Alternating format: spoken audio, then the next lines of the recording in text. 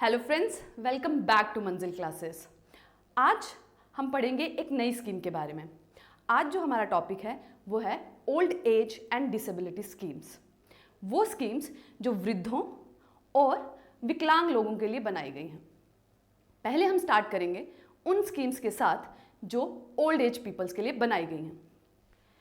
सबसे पहले हमें जानना होगा कि एजिंग क्या है। एजिंग एक लगातार होने वाला प्रोसेस है जो उसी वक्त शुरू हो जाता है जब एक इंसान अपनी माँ के गर्भ में आता है, और ये तब तक चलता रहता है जब तक इंसान की डेथ नहीं हो जाती।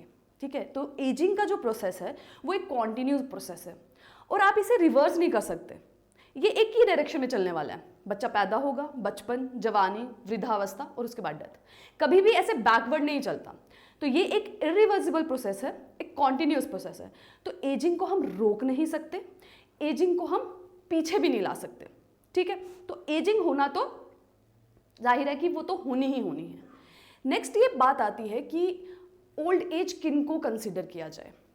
तो हमारे देश में national policy for old age और नेशनल एल्डरली पॉलिसी जो 1999 से लागू है, 1999 से, उसके अकॉर्डिंगली हर वो इंसान जिसकी उम्र 60 साल से ज़्यादा है उसे ओल्ड एज माना जाता है। ठीक है, आपने देखा होगा कि जब भी आप कभी अगर हॉस्पिटल में जाते हैं, गवर्नमेंट हॉस्पिटल में, तो पर्ची कटवाते हैं तो उसके लिए चार्ज किया जाता है 10 रुपये। लेकिन अगर कोई इंसान है जो अपनी उम्र 60 साल से ऊपर बताता है तो उसे फ्री ऑफ कॉस्ट प्रिस्क्रिप्शन दिया जाता है। ठीक है, उसी तरीके से अगर रेलवे स्टेशन पे जाके टिकट बुक्स कराई जाती हैं तो वो सारे यात्री जिनकी उम्र 60 साल से ऊपर होती है उनको जो फेयर है, उनका जो चार्जेस हैं वो उनको कम देने पड़ते हैं, उनको हाफ चार्जेस होता है। ठीक है, तो ये जो क्राइटेरिया क्यों बनाया गया है कि आइडेंटिफाई कर सके, कि देख सके कि भाई ओल्ड एज के अंदर हमें किन लोगों के लिए कुछ स्पेशल जो प्रोविजंस हैं वो देने हैं। ठीक है, तो हर वो इंसान हमारे देश के अंदर, अलग अलग देशों में ये अलग अलग एज क्राइटेरिया हो सकते हैं।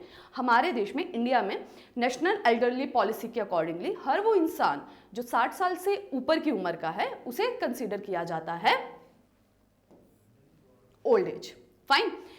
अब 2011 का जो सेंसस हुआ है, हर 10 साल में जनसंख्या की गणना होती है। ठीक है, सेंसस होता है। तो लास्ट जो हुआ था वो 2011 में हुआ था, 2021 में होना था बट कोरोना की वजह से वो नहीं हो पाया।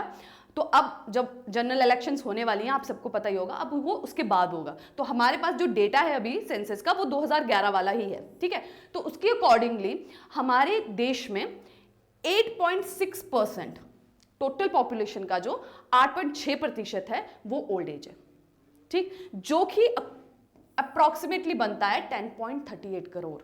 तो मतलब एक मेजर चंक जो है हमारी पॉपुलेशन का, हमारी जनसंख्या का, वो वृद्धों का है। तो हम उन्हें इग्नोर नहीं कर सकते। ठीक है, वो उनको भी साथ लेके चलना इंपॉर्टेंट है ना। एक और डेटा यहां पे मैंने मेंशन किया हुआ है जिसपे एमसीक्यू बन सकता है कि international day for older persons.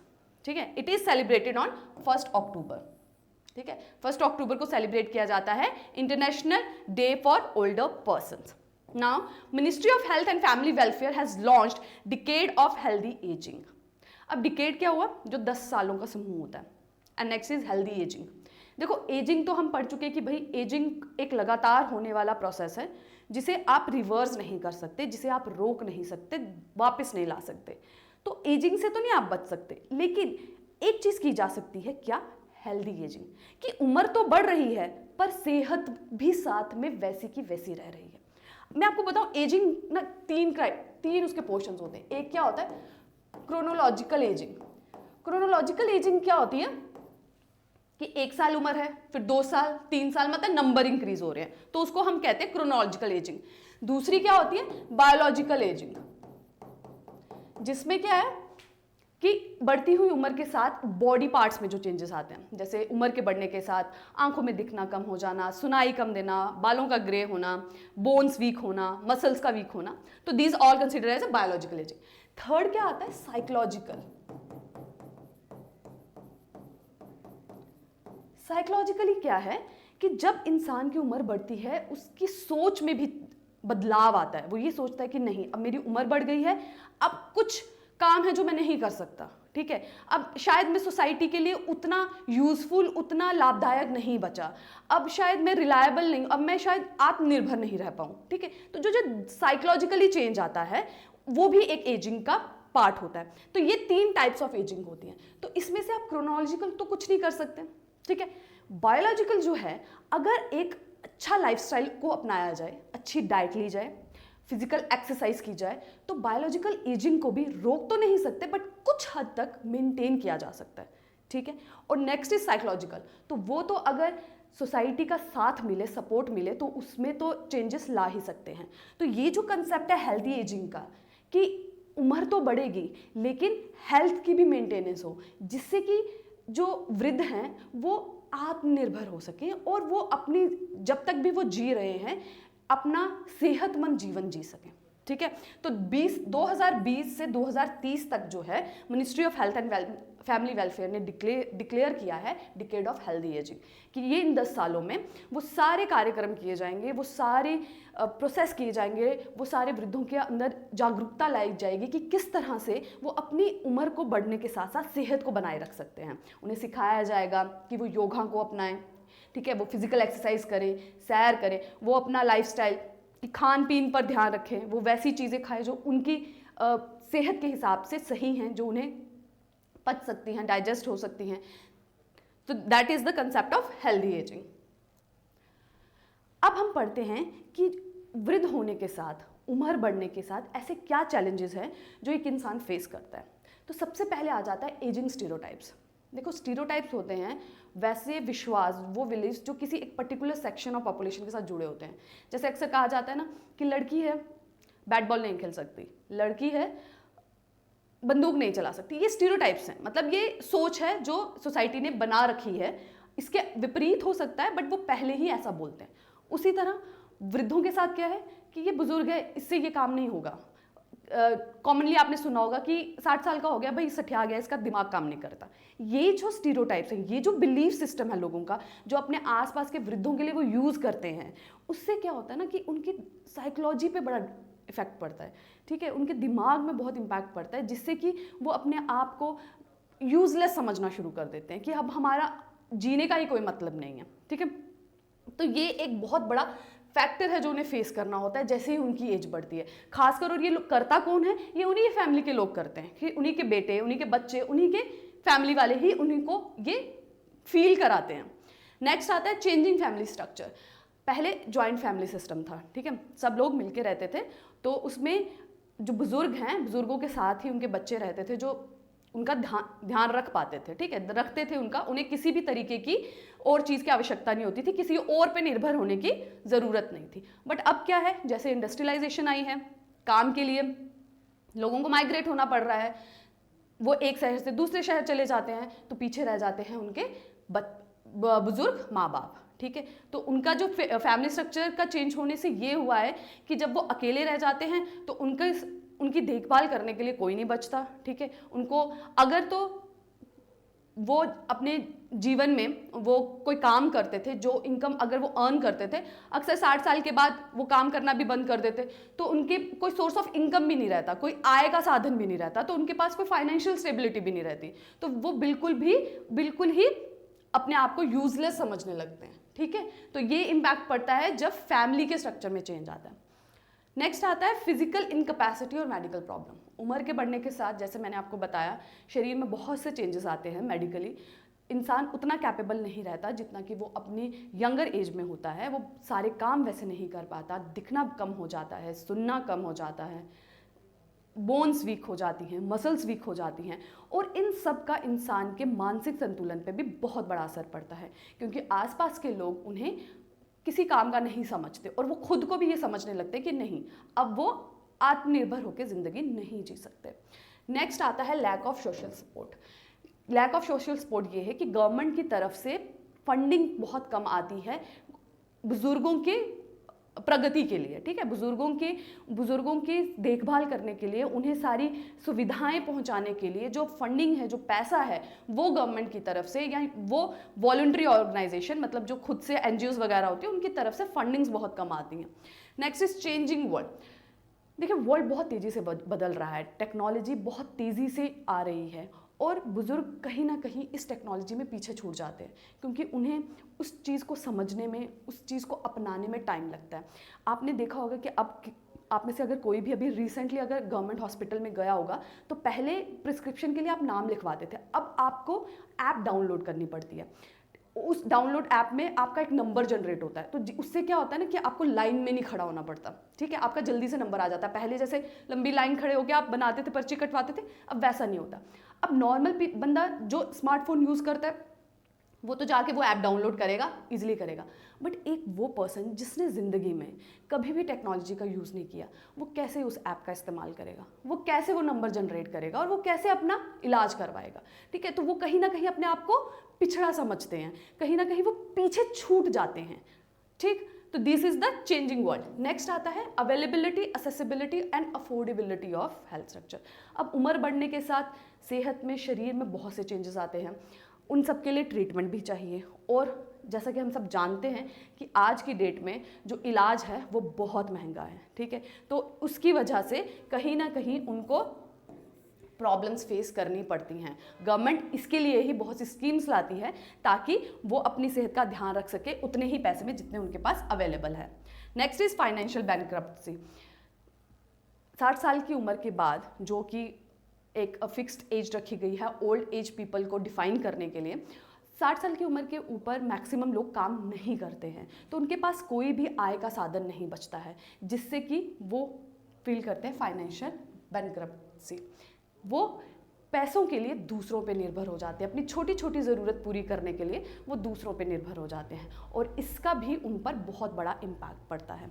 Next is psychologically, जो मैं आपको पहले बता चुकी हूँ कि एजिंग स्टीरियोटाइप्स वगैरह की वजह से उनके मानसिक संतुलन पे बहुत इम्पैक्ट पड़ता है कि लोग उनके बारे में क्या सोच रहे हैं। आसपास की एक इंसान जिसने 60 साल तक बहुत एक्टिवली सोसाइटी के लिए कुछ किया हो, चाहे फिर उसने प्राइवेट सेक्टर में किया हो, चाहे गवर्नमेंट सेक्टर में किया हो, एकदम से 60 साल के बाद जब वो काम करना छोड़ता है तो वही समाज उसे जब यूजलेस, उसे किसी काम का नहीं समझता, तो उसकी साइकोलॉजी पे बहुत इम्पैक्ट पड़ता है, ठीक है। तो ये सब हैं चैलेंजेस जो एक वृद्ध इंसान फेस करता है। इन्हीं सबको ध्यान में रखते हुए स्कीम्स को लाने की ज़रूरत महसूस हुई है। अब कॉन्स्टिट्यूशन में, हमारे संविधान में भी वृद्धों के लिए एक प्रोविजन है, ठीक है। एक आर्टिकल है 41 ऑफ डीपीएसपी। डीपीएसपी क्या है? Directive principle of state policy. हमारे संविधान में आप समझ लीजिए एक किताब है जिसमें बहुत से चैप्टर्स हैं, उसी में से एक चैप्टर है डीपीएसपी, डायरेक्टिव प्रिंसिपल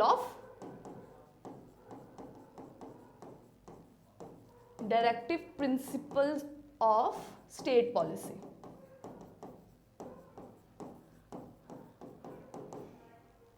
ठीक है, ये क्या है? इसके अंदर वो सब कुछ मेंशन किया गया है जो एक राज्य सरकार की एक जिम्मेवारी है अपने नागरिकों के लिए करने की, ठीक है। इसमें वो सब मेंशन किया गया है directive principle of state policy में, जो कि एक राज्य सरकार की जिम्मेवारी बनती है अपने नागरिकों की तरफ कि उनको किस किस तरह की सुविधाएं वो मुहैया करवाएं।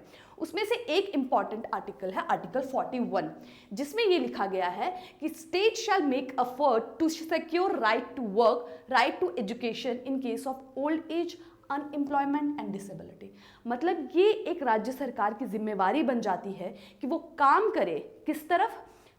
जो वृद्ध इंसान हैं, जो बेरोजगार हैं और जो विकलांग लोग हैं, उनके उन हक को प्रिजर्व करने के लिए, जो हक है उनका काम करने का और जो हक है उनका विद्या पाने का, शिक्षा पाने का, ठीक है। तो this is the constitutional provision. अब हम आते हैं स्कीम्स की तरफ कि क्या क्या स्कीम्स हैं ओल्डर पीपल के लिए। First is the old age pension scheme, national old age pension scheme. जितनी भी स्कीम ओल्ड एज पीपल्स के लिए हैं वो हैं सेंट्रल सेक्टर स्कीम्स। अभी तक हमने जो स्कीम्स पढ़ी थी वो आती हैं सेंट्रली स्पॉन्सर्ड स्कीम के अंदर, जिसकी फंडिंग तो सेंटर से आती है लेकिन जो इम्प्लीमेंटेशन है वो स्टेट करता है। लेकिन ये जो स्कीम्स हैं जो ओल्ड एज पीपल के लिए बनाई गई हैं वो है सेंट्रल सेक्टर स्कीम, जिसकी फंडिंग और इम्प्लीमेंटेशन दोनों ही सेंटर की तरफ से होती हैं। तो this is a central sector scheme. And next, ये कौन सी मिनिस्ट्री के अंडर आता है? ये दोनों फैक्चुअल डाटा है, ये आपको ध्यान में रखने हैं। ये आता है ministry of social justice and empowerment के अंदर। किसके अंदर? Ministry of social justice and empowerment के अंदर। ऑब्जेक्टिव क्या है इस स्कीम का? इस स्कीम के अंदर फाइनेंशियल असिस्टेंस, जैसे हमने पहले बताया कि 60 साल की उम्र के बाद मैक्सिमम लोगों का काम छूट जाता है, तो उनके पास कोई भी आय का साधन नहीं बचता, लेकिन उनको अपना जीवन यापन करने के लिए पैसे तो चाहिए।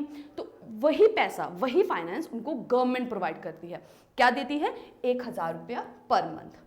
60 साल से ऊपर की उम्र के मेल्स के लिए, और फीमेल्स के लिए ये एज रखी गई है मोर देन 55 ईयर्स। वहीं 40 ईयर्स से ऊपर जो विडोज, मतलब जो विधवा हैं, जो डिवोर्सी हैं, तलाकशुदा हैं, और जो डिसेबल है, मतलब जो विकलांग हैं। ठीक है, तो ये तीनों एजेस जो हैं आपको ध्यान रखनी है। मेल्स के लिए वो एज है मोर देन 60 ईयर्स, फीमेल्स के लिए रखी गई है more than 55 years, and widows, divorcees and disables के लिए रखी गई है more than 40 years. Second scheme है अन्नपूर्णा स्कीम। अन्नपूर्णा स्कीम में उन सब लोगों को इंक्लूड किया गया है जो किसी कारणवश national old age pension scheme के अंतर्गत बेनिफिट नहीं ले पाते। तो इस स्कीम के अंदर उनको हर महीने फ्री अनाज प्रोवाइड किया जाता है। कितना अनाज दिया जाता है? 10 kg। और वही लोग, इसमें जो एज का क्राइटेरिया रखा गया है वो है 65 ईयर्स। तो हर वो इंसान जो 65 साल से ऊपर है और जिसने national old age pension scheme के अंडर उन्हें कोई बेनिफिट नहीं मिल पाया है, उन लोगों को अन्नपूर्णा स्कीम के under government per month 10 kilo अनाज फ्री प्रोवाइड कराती है। Next scheme is integrated programme for senior citizen. ठीक है, इस स्कीम के अंडर क्या होता है कि गवर्नमेंट पैसा देती है सीनियर सिटीजन होम्स जो होते हैं, उनकी देखभाल के लिए जो सेंटर्स बनाए गए होते हैं, उन्हें चलाने के लिए और उनको मेंटेन करने के लिए, उनको चलाने और मेंटेन करने के लिए गवर्नमेंट पैसा प्रोवाइड करती है। और ये जो सेंटर्स हैं ये कौन बनाता है और कौन चलाता है? फिर चाहे वो NGOs हो, चाहे वो पंचायत राज इंस्टीट्यूशंस हो, चाहे वो वॉलंटरी ऑर्गेनाइजेशन हो, चाहे फिर वो रजिस्टर्ड सोसाइटीज़ हो, मतलब कोई भी ऑर्गेनाइजेशन, कोई भी लोग अगर मिलकर एक ओल्ड एज होम बनाते हैं और वहाँ वृद्धों के लिए सामान मुहैया कराते हैं, उन्हें रखते हैं, तो उसके लिए जो पैसा है, कुछ परसेंट पैसा जो है गवर्नमेंट प्रोवाइड करती है। अंडर कौन सी scheme? Integrated programme for senior citizen. ठीक है, तो आपको ये नेम ध्यान में रखने हैं। थोड़ी स्कीम्स इस ओल्ड एज स्कीम्स के अंदर स्कीम्स थोड़ी ज़्यादा हैं, तो आपको पर्टिकुलर नेम ध्यान रखना है और सिर्फ ये ध्यान रखना है कि उसके अंदर जो फैसिलिटी है वो कौन सी प्रोवाइड की जाती है। टाइप सबकी सेम है, सेंट्रल सेक्टर, और मिनिस्ट्री भी सेम है, that is ministry of social justice and empowerment. ठीक है, तो मिनिस्ट्री सब में सेम है, बस आपको नेम ध्यान रखना है और क्या बेनिफिट है उसमें। नेक्स्ट आती है state action plan for senior citizen. ठीक है, तो अलग अलग, जैसे हमने आर्टिकल 41 मैंने आपको पिछले स्लाइड में बताया कि जो DPSP का आर्टिकल 41 है उसमें हर स्टेट की और यूटी की ये जिम्मेवारी बनाई गई है कि वो कुछ ऐसे स्टेप्स उठाएं जो ओल्ड एज का right to education, right to work maintain कर सके, उनका जो हक है काम करने का उसे मेंटेन कर सके। उसी के अंडर अगर वो कोई भी स्कीम बनाते हैं जिससे ओल्ड एज को बेनिफिट मिले, तो जो सेंट्रल गवर्नमेंट है वो उन्हें उसके लिए फंड्स, पैसा देगी। ठीक है, उन्हें सपोर्ट करेंगे और फंड्स प्रोवाइड करेंगे under state action plan for senior citizens. Next आता है राष्ट्रीय वयोश्री योजना। इस स्कीम के अंदर ये भी एक सेंट्रल सेक्टर स्कीम है जो कि फंड्स और इम्प्लीमेंटेड दोनों ही सेंटर से की जाती है, और ये आती है ministry of social justice and empowerment के अंडर।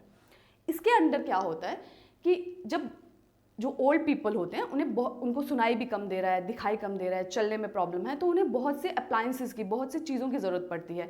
जैसे हेयरिंग एड की ज़रूरत है, चलने के लिए उनको स्टिक की ज़रूरत है, दांत की ज़रूरत है। तो ये सब जो अप्लायंसेस है, एड्स है, इनमें खर्चा होता है। तो गवर्नमेंट इस स्कीम के अंडर, राष्ट्रीय वयोश्री योजना के अंडर, उन्हें ये जो अप्लायंसेस हैं, ये जो एड्स हैं, ये मुफ्त में प्रोवाइड कराते हैं, फ्री ऑफ कॉस्ट प्रोवाइड किए जाते हैं। ठीक है, और वही सभी एड्स इसमें प्रोवाइड किए जाते हैं जिनका जो मार्केट रेट है वो 10,000 से कम का होता है। 10,000 से कम वाले जो एड्स हैं वो इस स्कीम के under free of cost provide किए जाते हैं। और हर वो वृद्ध इंसान जिसकी जो मंथली जो इनकम है वो 15,000 से कम है, तो अगर उसको किसी भी अप्लायंस की ज़रूरत है, मतलब उनको वॉकिंग स्टिक की ज़रूरत है, उनको दांतों की, उनको आंखों का ऑपरेशन करवाना है, तो उस सब चीज़ों के लिए, लेंसेज की ज़रूरत है आंखों के लिए, तो उसका जो कंप्लीट खर्चा है वो गवर्नमेंट उठाएगी अगर उस वृद्ध इंसान की जो महीने की टोटल इनकम है वो 15,000 से कम है। ठीक, अगर वृद्ध इंसान की जो मंथली इनकम है वो 15 से 20,000 के बीच में आती है, तो उसी केस में उस केस में जस्ट अ सेक, उस केस में वो कंप्लीट 50% ऑफ कॉस्ट बियर करते हैं, ठीक है, 50% कॉस्ट बियर करते हैं और 50% जो है वो ओल्ड पीपल को ही देना पड़ता है, ठीक है। तो राष्ट्रीय वयोश्री योजना के अंडर ओल्ड पीपल्स को फ्री एड्स और अप्लायंस प्रोवाइड किए जाते हैं free of cost. Fine. Next आता है सैग्रेड। सैग्रेड का फुल फॉर्म क्या है? सीनियर एबल सिटीजन फॉर री एम्प्लॉयमेंट इन डिग्निटी, ठीक है। ये कोशिश करना कि वो लोग जो 60 साल तक काम करते रहे हैं, अक्सर गवर्नमेंट ऑफिस में भी 60 साल के बाद रिटायरमेंट हो जाती है और प्राइवेट सेक्टर्स में भी 60 ईयर्स के बाद जॉब, मैक्सिमम लोग जॉब छोड़ देते। तो जो सैग्रेड पोर्टल है ये इसीलिए खोला गया है कि किसी तरह से कोई ऐसा इंसान है जिसके पास ऐसी क्वालिटी है, ऐसी क्वालिफिकेशन है कि वो अभी भी काम कर सकते हैं, अभी भी एबिलिटी है, तो उन्हें प्राइवेट सेक्टर के साथ जोड़ा जाए ताकि वो दोबारा से काम कर सके और एक हेल्दी एजिंग की तरफ बढ़ सके, ठीक है। This is senior abled citizen for री एम्प्लॉयमेंट इन डिग्निटी। तो ये एक पोर्टल बनाया गया है गवर्नमेंट के थ्रू, और ये कब बनाया गया था? 1 अक्टूबर 2021। और 1 अक्टूबर को क्या सेलिब्रेट होता है? That is international day for old age. तो इस प्लेटफॉर्म के जरिए लोगों को साथ लाया जाता है, उन्हें ओल्ड पीपल्स को साथ लाया जाता है और एक कनेक्ट किया जाता है प्राइवेट सेक्टर के साथ ताकि वो दोबारा से काम कर सके। जैसे कुछ ओल्ड विमेंस हैं, अगर उन्हें कुकिंग का शौक है तो उन्हें टिफ़िन सर्विसेज वो प्रोवाइड कर सकती हैं, या फिर वो अपना छोटा ग्रुप स्टार्ट करके अचार, पापड़, ऐसी वाली सर्विसेज प्रोवाइड कर सकती हैं। और अगर कोई मेल्स हैं जिन्होंने लाइफ टाइम अकाउंट्स का काम किया है तो वो वर्क फ्रॉम होम कर सकते हैं, अकाउंट्स की जो काम है वो प्रोवाइड कर सकते हैं प्राइवेट सेक्टर्स को। तो जिस हिसाब से क्वालिफिकेशन है उस हिसाब से उनको काम प्रोवाइड किया जा सकता है। Next is action group aimed at social reconstruction. इसके अंडर भी जो है ओल्ड एज पीपल होते हैं, जो वृद्ध लोग होते हैं, उनको एनकरेज किया जाता है कि वो सेल्फ हेल्प ग्रुप बनाएं। अब सेल्फ हेल्प ग्रुप क्या होता है? ये वो लोग होते हैं जिनका सिमिलर बैकग्राउंड होता है, जैसे कि कुछ ओल्ड पीपल हैं वो मिलकर एक ग्रुप बना लेते हैं और एक दूसरे से बातचीत करके सोचते हैं कि हम मिलकर कोई ऐसा काम करें जिससे सबको फायदा हो, सब मिलकर थोड़ी थोड़ी इन्वेस्टमेंट करें, थोड़ा सा जो उनका फंड्स हैं वो गवर्नमेंट प्रोवाइड करेगी और वो मिलकर सबकी ग्रोथ के लिए काम करें, ठीक है। तो उसे कहा जाता है सेल्फ हेल्प ग्रुप, जिनका बैकग्राउंड सेम होता है और मकसद होता है सबका मिलकर ग्रो करना, ठीक है। नेक्स्ट आ जाता है नेशनल हेल्पलाइन नंबर। ये नंबर भी 2021 ने गवर्नमेंट ने प्रोवाइड किया था कि अगर ओल्ड एज पीपल को किसी भी तरीके का कोई भी उनको प्रॉब्लम है, कोई भी उनको सोल्यूशन चाहिए, तो वो इस नंबर पे कॉल कर अपनी प्रॉब्लम का सोल्यूशन ले सकते हैं। The number is 14567। And next is प्रधानमंत्री व्यय Vandana Yojana. This is the last scheme for under the schemes for old age people. प्रधानमंत्री व्यय वंदना योजना ये लॉन्च की गई थी 2017 में by the ministry of finance, in the year 2017। और इसका मकसद ये था कि हर बुजुर्ग इंसान को एक फिक्स्ड इनकम, एक फिक्स आय मिले पर महीना, ठीक है। उन्हें एनकरेज किया जाए कि वो कुछ पैसा जो है बैंक में जाके डाल के इन्वेस्ट कर दे, जिससे उन्हें हर महीना एक फिक्स अमाउंट मिले, ठीक है। अब ये जो इस स्कीम के अंडर जो है, जो आप ले सकते हैं जो पॉलिसी, वो आप ऑनलाइन भी खरीद सकते हैं, मतलब आप थ्रू ऑनलाइन और ऑफलाइन भी खरीदी जा सकती है। लेकिन किसके अंडर आती है? ये LIC के अंडर, ठीक है। ये पॉलिसी सिर्फ और सिर्फ LIC के अंडर होती है। इसमें ओल्ड एज पीपल्स के पास जो भी गवर्नमेंट रिटायर्ड, अक्सर उन्हीं लोगों के लिए हैं जो गवर्नमेंट रिटायर्ड होते हैं, क्योंकि उन्हीं के पास इतना फंड्स होता है कि वो जाके इन्वेस्ट कर सके। तो वो अगर उनके पास अमाउंट है, मैक्सिमम अमाउंट कितना है? 15 लाख, ठीक है, मिनिमम कुछ भी हो सकता है। 15 लाख अमाउंट अगर वो इन्वेस्ट करते हैं और टाइम पीरियड कितना है? 10 साल तक करते हैं, तो उन्हें मंथली एक पेंशन सॉर्ट ऑफ मिलेगा बैंक की तरफ से। वेरी कर सकता है, अगर वो मंथली चाहते हैं तो उनको मंथली भी मिल सकता है, क्वार्टरली मतलब 3 महीने में चाहते हैं तो 3 महीने में मिल सकता है, हाफ ईयरली मतलब पर 6 मंथ चाहते हैं तो पर 6 मंथ भी मिल सकता है। मिनिमम अमाउंट कितना मिलेगा?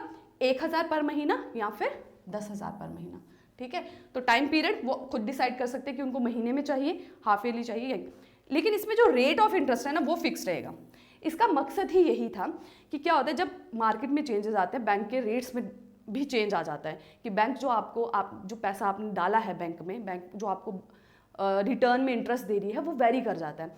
तो मार्केट में जो भी चेंज आए उसका जो फर्क है वो वृद्धों पे ना पड़े, उन्हें एक फिक्स आय मिलती रहे उनके पैसे की, ठीक है। तो इसके लिए किया गया था ये कि उनको एक फिक्स्ड रेट पर 7.4% पर रिटर्न मिलेगा, ठीक है, अंडर प्राइम मिनिस्टर प्रधानमंत्री व्यय वंदना योजना, ठीक है। तो aim is to protect elderly people against a future falling. जैसे मैंने आपको बताया कि मार्केट में जो मर्जी चेंज आए, इकोनॉमी बढ़े चाहे घटे, बैंक रेट बढ़े चाहे घटे, लेकिन जो वृद्ध लोग हैं उन्हें उनकी इन्वेस्टमेंट का एक फिक्स रिटर्न मिलेगा, ठीक है। वो क्या होगा 7.5 पे, उनको फिक्स अमाउंट पे मिलेगा। इस पे कोई भी तरीके का टैक्स नहीं लगेगा, जीएसटी एग्जम्प्टेड है, किसी तरीके का टैक्स नहीं लगेगा। और अगर वो चाहते हैं, अगर कोई ऐसी बीमारी हो जाती है बुजुर्ग को जिसके लिए उसे इमीडिएट पैसे की ज़रूरत पड़ जाती है, तो वो इस पॉलिसी से प्री मैच्योर एग्जिट, मतलब जल्दी 10 साल के लिए फिक्स करवाया पैसा, तो वो 10 साल से पहले भी इसके बाहर आ सकते हैं, क्योंकि उनको पैसों की ज़रूरत पड़ गई अगर उन्हें कोई ऐसी बीमारी हो गई है तो, ठीक है। और अगर उन्हें किसी लोन की ज़रूरत पड़ती है तो इस पॉलिसी के 3 साल के अंदर वो 75% ऑफ इन्वेस्टमेंट, जितना पैसा उन्होंने जमा कराया है उसका 75% तक वो लोन भी बैंक से ले सकते हैं, ठीक है। तो that's it for the schemes for older peoples. अब हम करेंगे स्कीम्स फॉर डिसेबल पीपल। तो आई थिंक ये लेक्चर थोड़ा लंबा हो गया, हम नेक्स्ट वीडियो लेक्चर में पढ़ेंगे स्कीम्स फॉर डिसेबल पीपल, ठीक है। तो आप